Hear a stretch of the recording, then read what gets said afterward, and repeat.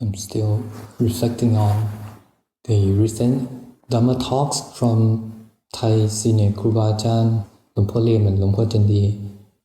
One of the things along the lines that still resonating in my head is something like, oh, you think you could escape suffering by flying over to the US? Well, suffering could follow you wherever you go. They have no need to pay for ticket even. Yes, we couldn't escape suffering physically. Yeah, the Buddha said suffering has to be understood. The cause of suffering has to be abandoned. But for most of us who new to the practice, we say suffering has to be abandoned. There are many stories that Luang Por Chandi talk about in his talk.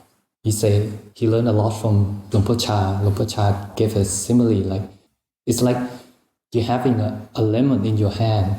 As long as you hold a lemon in your hand, it's not sour. But if you put the lemon into your mouth, it's sour. It's kind of like you have the suffering in your hand, but you know how to hold the suffering, not put the suffering into your mouth. Another story is Luang Por Chandi's own story when he was young, when he was a farm boy. He went to his paddy field and he stumbled on a stump. Instead of recognizing that it is his fault, that he wasn't mindful enough, he was angry on a stump and chopped it off with his axe, just to stumble upon another stump the next day. Yes, many of us have our interpretation or extrapolation that the ones who attain liberation will not have any feelings. But it's according to what I have heard from many teachers and masters in Thailand, they say in the same page that it's not quite like that. The feelings, the perception, the mental formation, they're still there. But as long as we know that, oh, this is only five aggregates, this is only suffering, this is only dukkha that arises and ceases according to its conditions.